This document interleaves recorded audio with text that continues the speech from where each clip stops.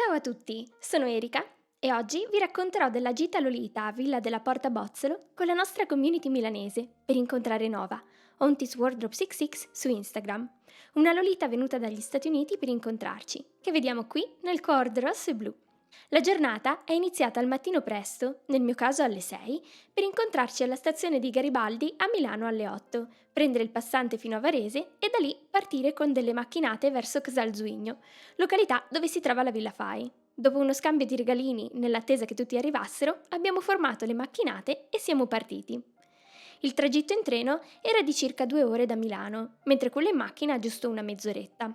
Il ritrovo davanti alla villa era programmato per le 11 e ce l'abbiamo fatta. La villa è dotata di un comodo parcheggio gratuito proprio sotto all'ingresso, quindi abbiamo potuto lasciare il materiale per il picnic nelle macchine e iniziare girando senza ingombri. Avevamo tutti prenotato il biglietto in anticipo, cosa che raccomando se contate di venire con un grande gruppo, per cui siamo entrati senza intoppi. Eccomi qua con Nova, davanti allo splendido glicine all'ingresso. Abbiamo subito fatto qualche foto di rito, anche se mancava ancora un paio di persone. Aprile è il mio mese preferito proprio per queste fioriture. Anche se il tempo è sempre molto variabile per via delle piogge, siamo stati fortunati con una giornata solamente nuvolosa e non troppo fredda. Dopodiché ci siamo lanciati nell'esplorazione della villa, che a quell'ora avevamo un po' tutta per noi, avendo scelto un giorno in cui non c'erano altri eventi ed essendo ancora abbastanza presto. Così abbiamo potuto prenderci tutto il tempo che volevamo per soffermarci in ogni stanza, fare qualche foto e sentirci a casa in una cornice d'eccezione. Villa della Porta Bozzolo ha una lunga storia. Sorge nel Cinquecento come dimora di campagna, per poi diventare una villa di delizia nel Settecento, ovvero una fastosa residenza estiva con tanto di monumentale giardino all'italiana e belvedere panoramico. Qui ci vedete passare dalla zona dei rustici verso le cantine, avendo un incontro con un grillo che ha apprezzato molto i nostri vestiti e li ha voluti vedere da vicino. Ecco quindi le cantine per produrre vino, che vediamo conservato qui. La villa è anche dotata di torchio e filanda per i bachi da seta. Le cantine sono collegate direttamente alla villa da queste scale, ma noi abbiamo scelto di passare invece dal ponticello e prendere la strada dall'ingresso più panoramico, da cui si può apprezzare lo spettacolare giardino. C'era un bel sole e i core di tutti erano ancora perfetti. Ci hanno raggiunto le ultime persone mancanti e quindi abbiamo deciso che il momento di fare la foto di gruppo di tutte le persone in Lolita era questo, con questo come sfondo. Faceva anche molto caldo stando sotto al sole, per cui subito dopo abbiamo cercato rifugio all'interno della villa.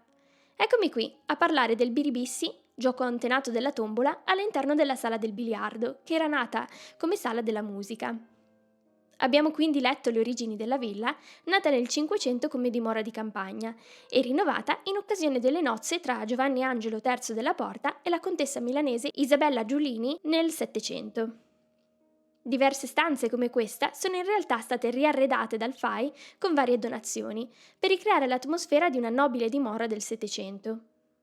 Ad esempio, qui troviamo una stanza dedicata a ospitare la collezione di 208 Veilleuse di Mino Baldissera.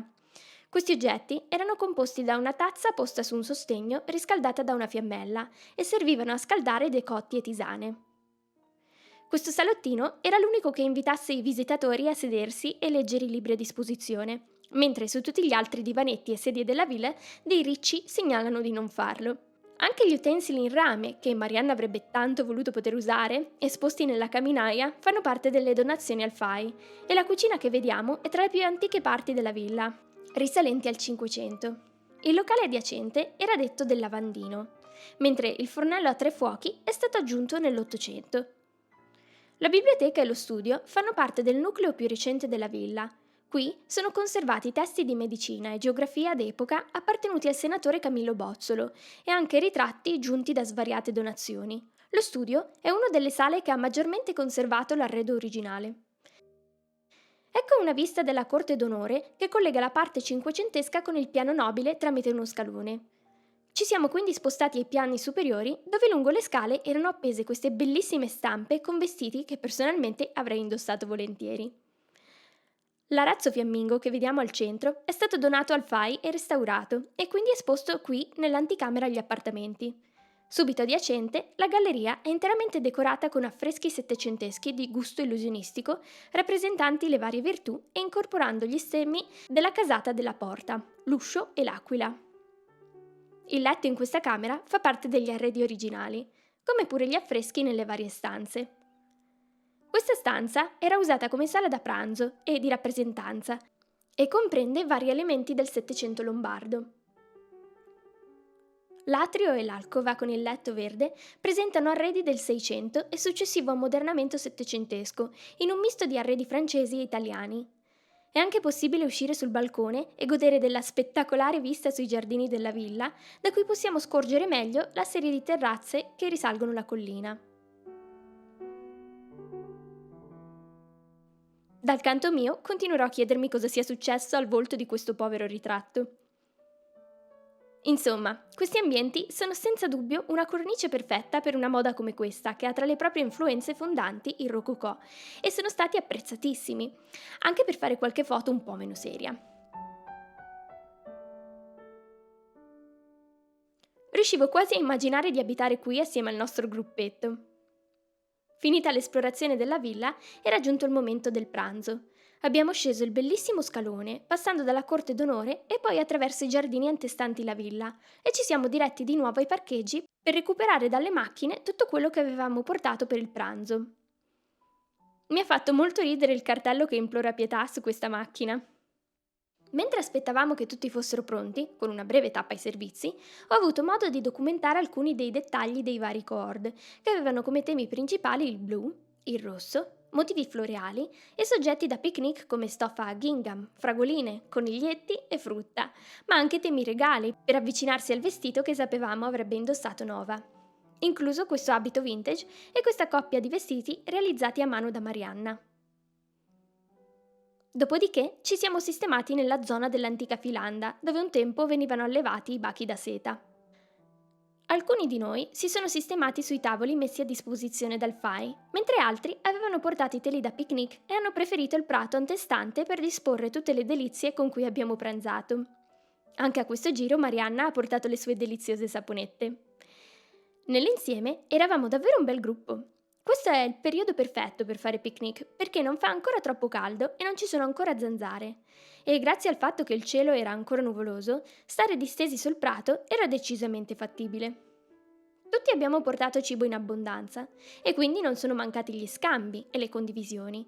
Personalmente ho tentato di assaggiare i dolci di tutti, ma ho portato anche più cose salate per bilanciare il dolce. E ovviamente non sono mancate anche tante risate e storielle divertenti. Una volta a Satolli abbiamo messo via il materiale da picnic con estrema calma e ci siamo quindi diretti all'esplorazione dei giardini della villa, risalendo a poco le terrazze in pietra, costellate da roseti di tantissime varietà.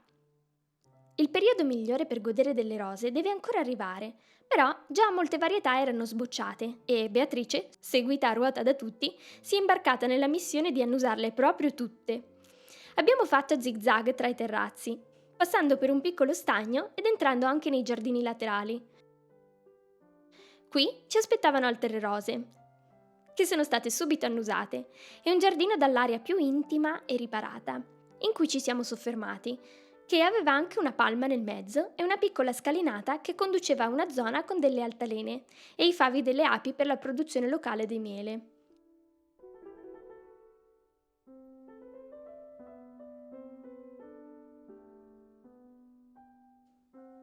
Ecco Marianna e Sara sulle altalene.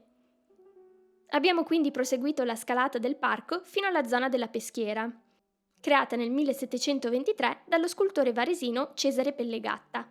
Più in alto troviamo un ripido sentiero verso il panoramico belvedere delimitato da un filare di cipressi. Non lo abbiamo scalato fino alla sommità, ma abbiamo comunque fatto un balletto per essere arrivati fino a qui. E ci siamo presi un momento per apprezzare nel suo insieme la favolosa vista. I lavori sui giardini sono iniziati nel 1711 per volere di Gian Angelo della Porta in occasione delle nozze con la contessa milanese Isabella Giulini. La sistemazione si ispira a modelli barocchi, italiani, francesi ed europei, caratterizzata da effetti scenografici e fughe prospettiche che sfruttano la naturale pendenza del terreno e si sviluppano quindi su terrazzamenti e anche in orizzontale. Il FAI, inoltre, promuove la piantumazione di rose, narcisi, papaveri e altre specie botaniche per valorizzare il parco. Siamo quindi scesi nella parte centrale del parco, detta teatro, e abbiamo dato uno sguardo alla parte frontale della peschiera, che aveva dentro dei pesci e anche dei girini, che vediamo qui indicati da Jessica, oltre a una fontana e varie statue. Poi abbiamo iniziato la discesa verso l'altro lato del parco. Ai lati della zona del teatro erano stati piantati tantissimi narcisi, purtroppo già sfioriti. Abbiamo proseguito sui terrazzamenti laterali, dove ancora una volta nessuna rosa è stata risparmiata dal test del profumo. Il profumo di alcune rose era proprio buonissimo. Raggiunto il lato estremo del parco, ci siamo anche prese una pausa per sederci in una comoda nicchia. Infine, abbiamo completato la discesa e ci siamo diretti verso il ristorante annesso alla villa, dove abbiamo preso dei ghiaccioli. A questo punto erano già quasi le 6 e la giornata volgeva ormai al termine. Ci siamo salutati, stanchi ma felici. Spero che anche voi che avete guardato deciderete di vedere la villa con i vostri occhi, perché è davvero una gemma. Grazie Fai per averci accolto e grazie a voi per aver guardato il video fino alla fine.